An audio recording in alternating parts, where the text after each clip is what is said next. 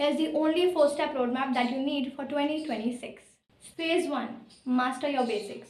Learn things like what are variable, operators, data types, difference between single equal to or double equal to. Spend your first week here. Phase 2. Build your logic. Learn what are loops, classes, method, object and inheritance. These are the building blocks of your Java. Phase 3. Real skills.